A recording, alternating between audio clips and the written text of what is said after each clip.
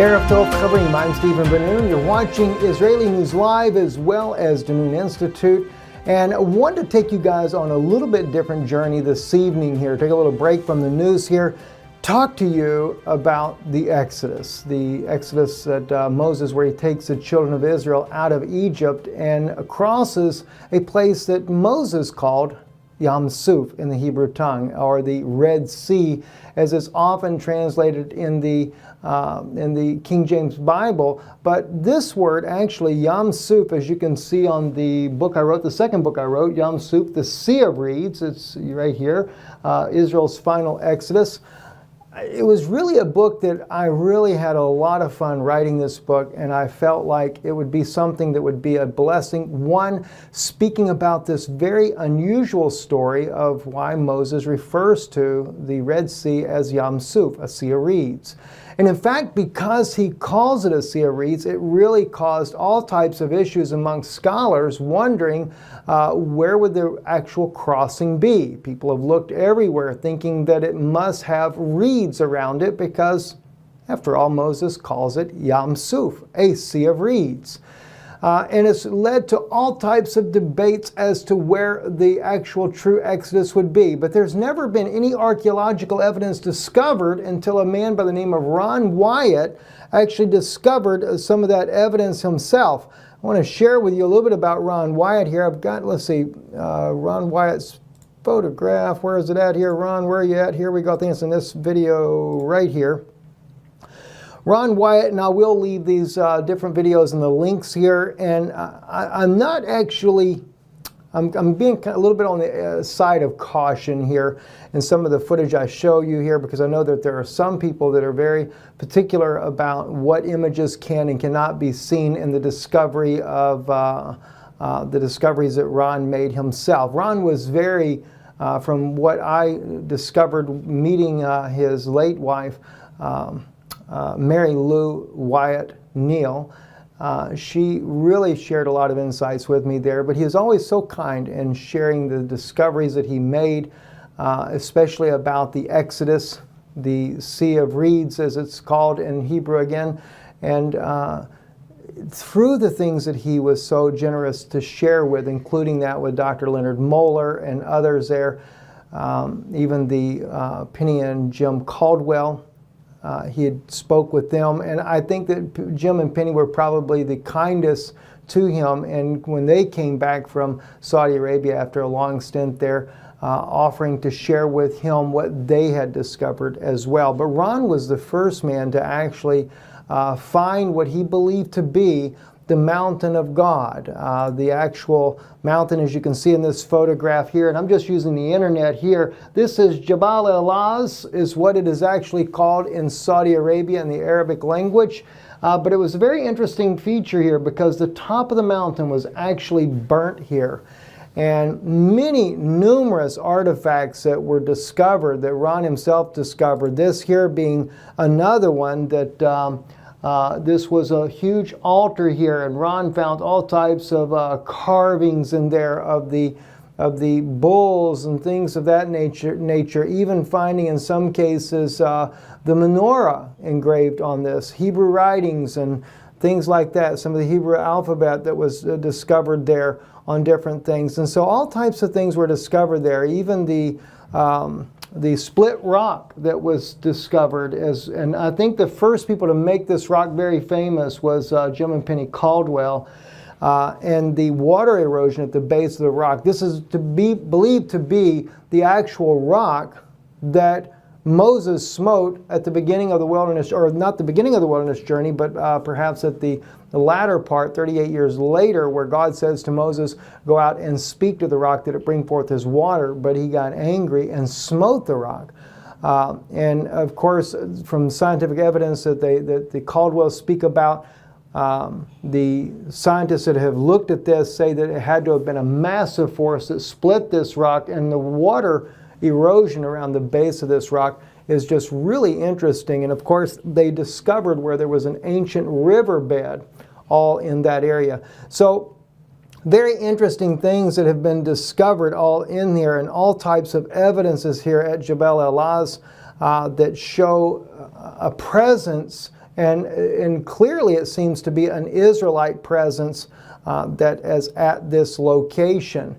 But the really big issue, though, comes out as to the actual crossing. And Ron actually discovered that Nuweiba Beach on the Gulf of Aquba, which is one of the arms off of the, as we call it, the Red Sea, was the best location. He actually found this, from what I understand, from a helicopter flight he was taking, I think from Israel, going down, and then he noticed the Wadi Watir there that clearly seemed to define a pathway that fit the biblical narrative. What got me into this story, though, besides, of course, seeing the different films that were out there, I had seen the Exodus Revealed. As you see here, I'm going to play a little bit of this here for you. This is actually the part I have it set on here, is Vivica Pontian, the part of the Exodus Revealed that she's in, because she as well discovered a chariot wheel on the Saudi side on the Gulf of Aquba. Vivica discovered more things there. I actually had the privilege to meet Vivica and spend some time with her discussing some of the discoveries that she made. And of course, she knew Ron Wyatt and spent time with him. So very interesting. But on the book itself, where, and of course, real quick, they'll show you here, this is what's interesting, when they see these formations, they take the shapes of chariot wheels. Now, Dr. Leonard Moeller, when he does the documentary, The Exodus Revealed, because he's really spearheaded this documentary there, based on Ron Wyatt's discoveries there, they use a lot of footage in the documentary that is clearly Ron Wyatt's footage there. I did not know this in the beginning, though. It was things that were related to me later, that when you see the underwater film footage there and it shows you those formations that look like chariot wheels or spokes or hubs or things like that, that was actually Ron Wyatt's footage there. I don't know if Dr. Moeller ever discovered any of that in their own search that they did with the robotic camera, but they certainly did go there, and I know that Dr. Moeller has done a lot of other discoveries since he did this documentary with Vivica Pontian. But it was actually Ron. I think this video footage here, this is from one of Ron Wyatt's dives here. You'll always notice a little bit of a difference in the way the video actually looks. But that's just one of the issues there that I looked at. And of course, when I began to write the book Yam Suph, what drew me to the story was the fact that why would Moses call the Red Sea a sea of reeds? And the book is actually inspired from the movie Defiance that is about the Bielski family. You guys probably hear me talk about the Bielski family from time to time when I'm dealing with the news there. In fact, just before I go any further with this, the Mary Lou Wyatt, Neil, her married name now is Neil, but Mary Lou had given us permission. She's the only one that had the permission. I think she said it was the first time that she was ever given permission to actually use the photograph of the chariot wheel that Ron discovered on the Egyptian side at Nuweiba Beach there. Very interesting. And I write all about this. I write about what Ron Wyatt discovered. I write a lot about the different discoveries that were made by different people, including the Caldwells. And of course, I had reached out to each one, talking to them about what I was doing, and to get permission from them as far as in cases of using photos in the book. The book actually has photos throughout the book there. And a lot of people were really involved in helping me to bring this book together. But I really appreciated the fact that Sister Mary Lou Wyatt allowed me to use the photo that Ron had taken there of that golden chariot wheel. And the story behind that is that gold cannot grow on, coral cannot grow on gold. And that was the reason why it was so well preserved. And I actually got to see the video footage when Ron discovered this. and it was covered up, but it was like a little sparkle or something caught his attention as he waved the dirt away. That's when he found that chariot wheel. Now, from what I understand, it was the priests that actually had the golden chariot wheels. And of course, there's all kinds of information about this. Won't take the time to go into all of that there. But even as I wrote the book there and as I finished the book, there was a lot of people that really this book caught the attention of a lot of very well-known people. And I was very blessed to have several people that had written me emails about their thoughts on the books, including Dr. James Dobson, Dr. Chuck Missler, Rabbi Lappin, Dr. Ken Hansen, and author Rex Burns. And Dr. James Dobson, he had a very nice thing to say. He says it was encouraging. He actually says, with regards to the books you've written, Israel, are they still God's people? And Yam Suph, it was encouraging to note that you make a case for the reliability of the scriptural account concerning the people of Israel crossing the Red Sea. While we are confident in the truthfulness of God's word, it is always heartening to hear of archaeological finds that provide supporting evidence for what the Bible says. And also, I liked a lot what Dr. Chuck Missler said. I actually went and met him in person, and we did do an interview together because there was a big interest with the History Channel at the time about this book here and making it into a documentary. But Chuck said here, he says, we're discovering that even the declaration of the letters carries meaning, so that while your instinct here triggered by the contemporary movie Defiance confirms the direction you felt instinctively, you put a perspective here on the Sea of Reeds that deserves some serious scholastic attention.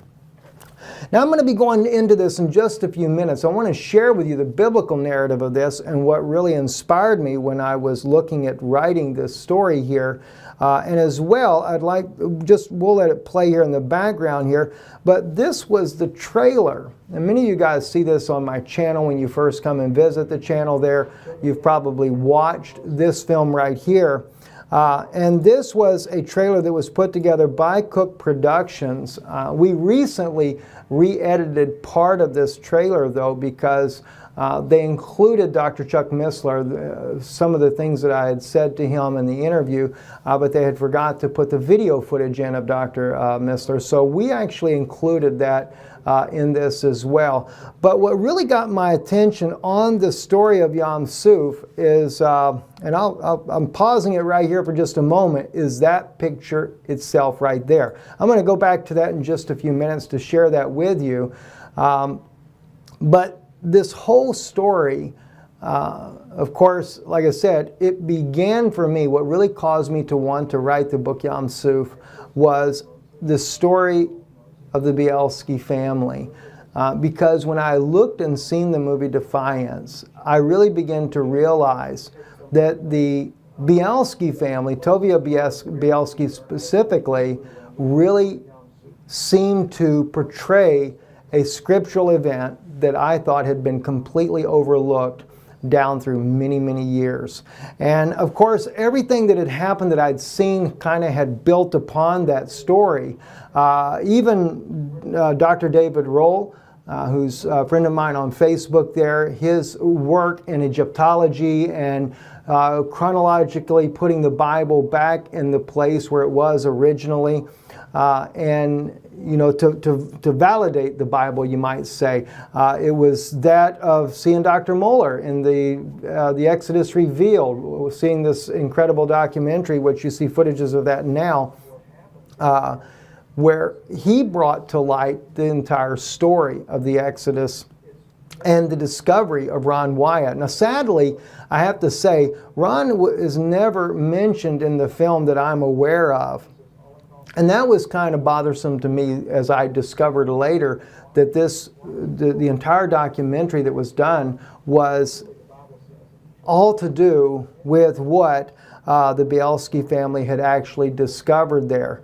And by the way, right there, you see on your screen there, they were showing in the trailer they were making for the History Channel here, they were showing this wadi here, a dry riverbed that goes out to Nueva Beach there. And this is what Ron Wyatt had discovered himself as that pathway.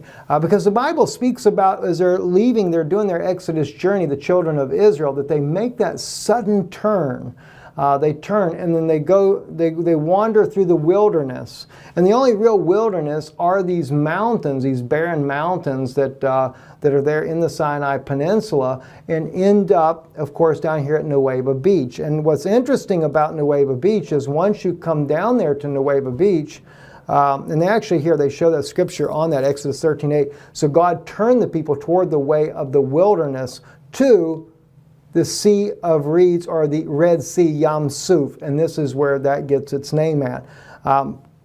But as they actually go down there, they get trapped. The children of Israel are trapped. They have no way to go, as you can see in the pictures here. The mountains are just jagged way up. There's no way to get around it, and they're trapped, and the Egyptians are coming down this wadi there, and there's no escape. And so God miraculously parts the waters for them to get across. And of course, Rabbi Barris here, he also was one of the Jewish rabbis that really took an interest in this story as well, from a Jewish perspective, and agreed to be a part of this particular documentary that we were doing. And Chuck Missler, though, he was probably the one that really blessed my heart the most, the fact that he took the time with me and spent time with me to listen to this entire story, and then invited me up to his place there in Coeur d'Alene, Utah. And we filmed there, me and my wife got to meet him. And, you know, I'd listened to a lot of his teachings anyway, and so I always appreciated his understanding on things. But he had followed the cases of, like, the Caldwells. I don't think he ever mentioned the Wyeths, but he followed the Jim and Penny Caldwell and their discoveries, and he was convinced, as he said in the interview that we did together, that indeed this was the truly where the children of Israel went there in that journey. But this is what gets interesting. As you look right here in the story of the Bielskis here, as it was showing, and I'll back it up just a little bit on the trailer here where they're showing this here. Daniel Craig plays the heroine, Tovia Bielski, which Tovia, with his two brothers, Zeus and Asoil, who are, let's see, I think it's Zeus is played by Ed Schreiber, and I forget the name of the other actor that plays his brother Asoil. But as they play out these characters, this man right here, Tovia Bielski, who's played by Daniel Craig, actually rescues 1,200 Jews during the Holocaust. It was a miraculous story to hear about. And me and my wife were watching this, and with all the information that I already knew about the Red Sea crossing, knowing that Ron White had discovered this place, he had found the chariot wheel there. Vivica Pontian had discovered a chariot wheel on the Saudi side of Nuweiba Beach there on the Gulf of Aquba. I had seen this. I'd seen the documentary with Dr. Leonard Moeller, and I was always intrigued by that discovery. And I had seen the mountain, as I was showing you, the burnt mountain there at the place called Jabal El-Az. I'd seen the information that the Caldwells had produced for the split rock and their findings also at Jabal El-Az, as they had spent many years in Saudi Arabia, as her husband was there on a work permit, same as Vivica Pontian on a work permit. And she also went there herself to not only to the mountain, but also to the Red Sea crossing to look for the evidence of the actual crossing. So it was really intriguing for me to discover all this, but one thing always stood in the way of understanding this whole story. And that was, if this truly was the Exodus route, why did Moses call it Yam Suph? Yam Suph being a sea of reeds, because there's no evidence whatsoever that there's reeds or that there ever was reeds. And I had read, of course, reading the Bible many times and everything in my life, and there's just certain passages that just stand out in your mind. And me and my wife were watching the movie Defiance because I knew the Bielski family. In fact, what was ironic, I had already begun to write the book, Yam Suph, when I met Michael Bielski, the oldest son of Tovia Bielski, who had been the heroine saving all these Jews from the Holocaust, him and his brothers. and fought back the Germans, worked with the Russian partisans there in Belarus. In fact, Belarus was one of the country there where they lived out in the country, but the city that they were near had one of the largest mass murders of Jews in the entire Holocaust period by the Germans. But while all this was going on, we're watching the movie. I'd seen the movie already at the theater, but we'd actually purchased the movie. We were watching it one night at home. And this part of the movie was playing that they put here in the trailer for the History Channel. And as I'm watching this, I see this image right here that you see now. I'm watching the movie, and it switches from his brother Asoil telling him, you know, we won't cross by miracles, but we will cross by the miracle of our own strength. Now, Michael tells me that that was not actually said in real life. That is just what was said to make the movie look more interesting.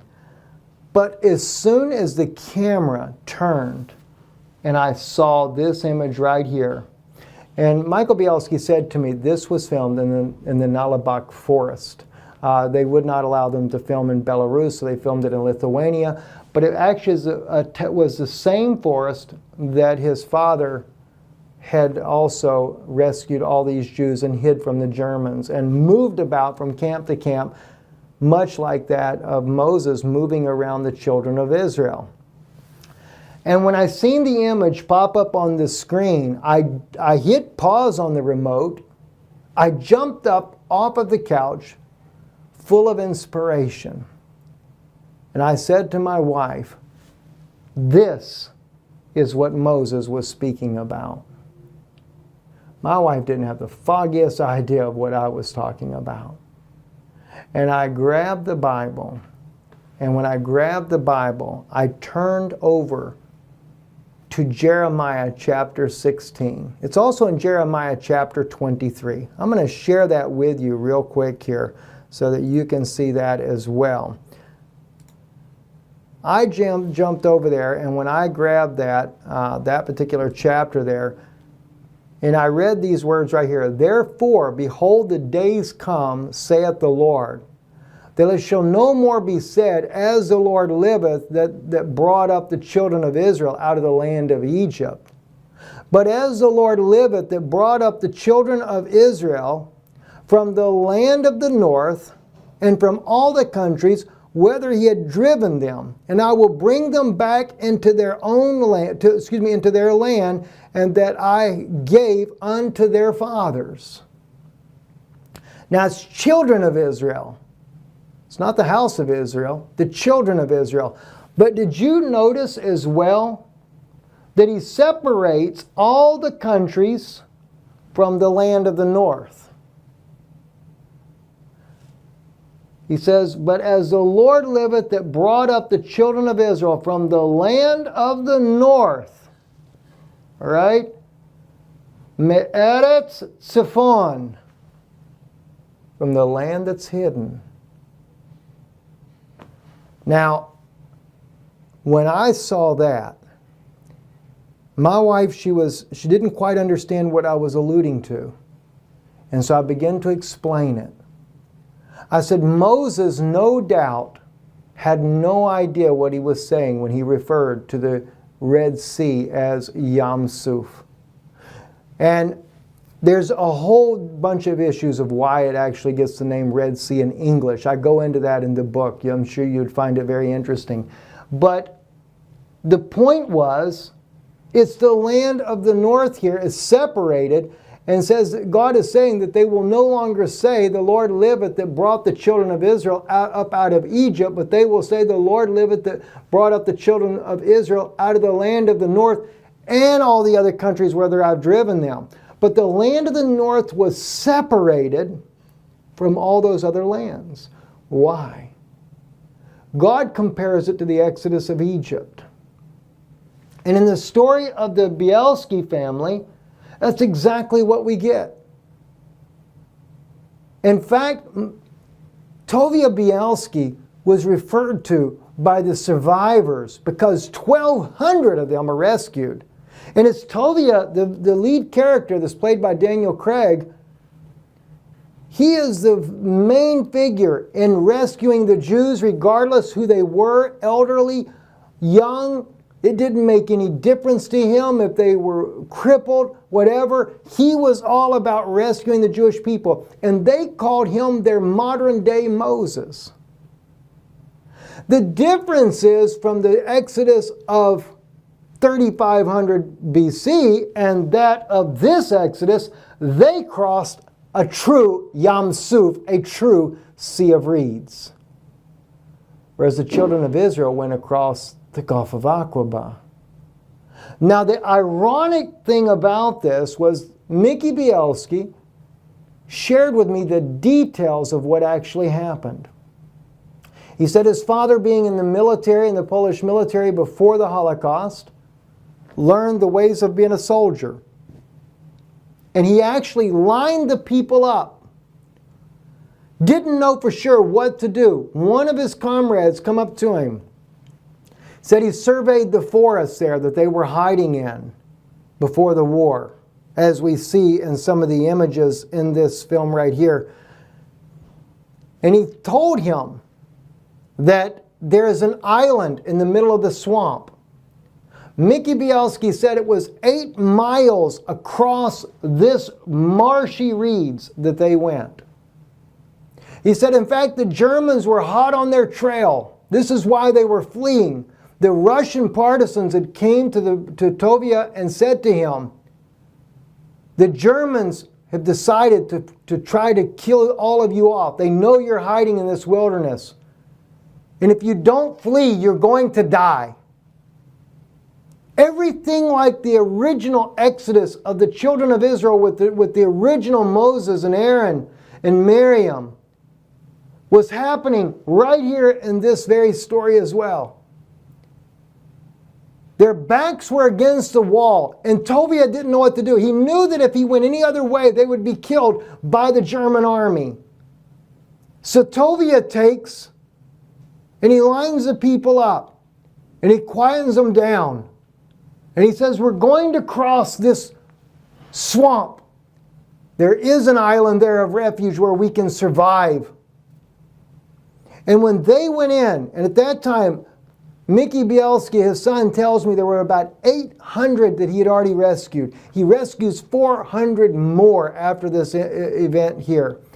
But he took and they began to go through these reeds. He said by the time the last one was buried into the reeds, going through the swamp there, the Germans came down.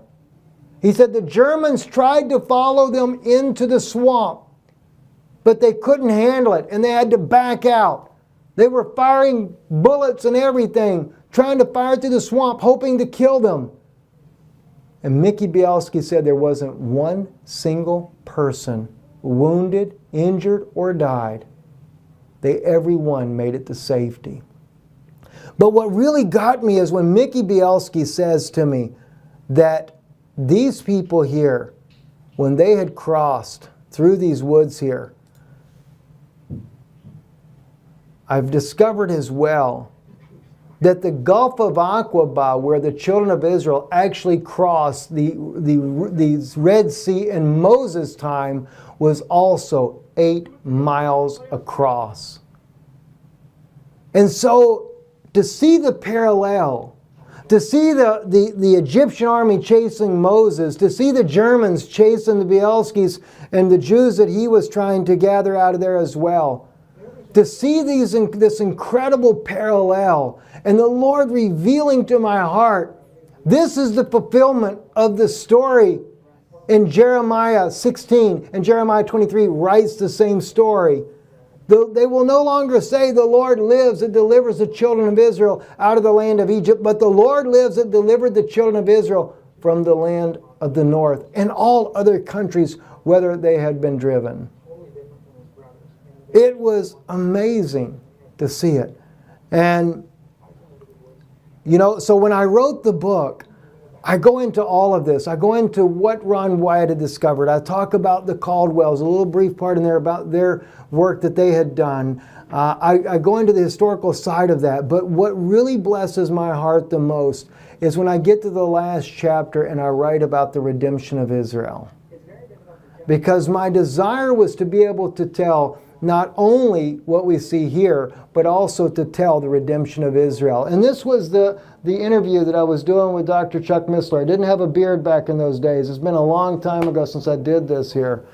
But this here just really moved my heart, and I wrote a book about it. Now, I'm actually working on another book now, and I'm not going to say anything about the book I'm writing right now.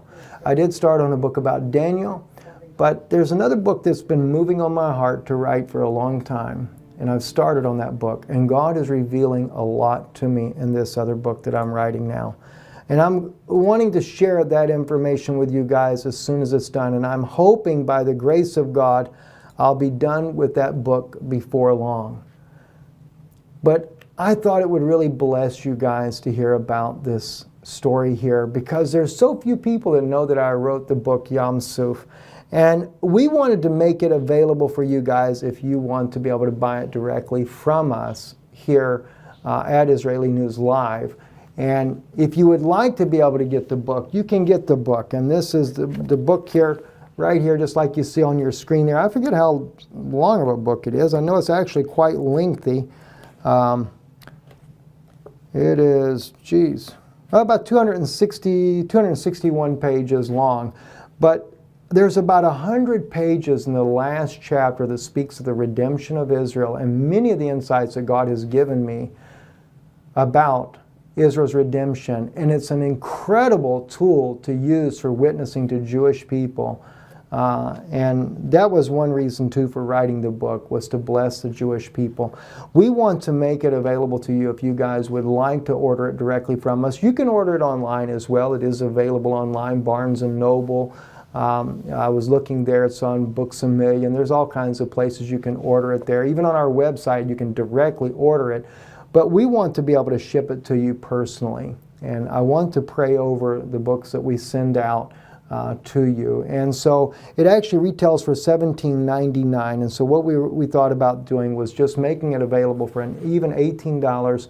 We will include the shipping. I know if you go to Barnes & Noble, I think they're like 16 something or 15 something, but they charge the shipping, and then so you get it for like about $19.50. So we figure we just do it even $18. If it's in the United States, we will cover the shipping for you, and we want to pray over it. So we're just doing it as a donation only. So if you want, if you want to order it from us directly, just go to our website, IsraeliNewsLive.org. Let me kind of show that to you to make it easier. And then when you go to IsraeliNewsLive.org, right here on the front of our page here, it has Donate Online. Just take, if you would, click on the Donate button there.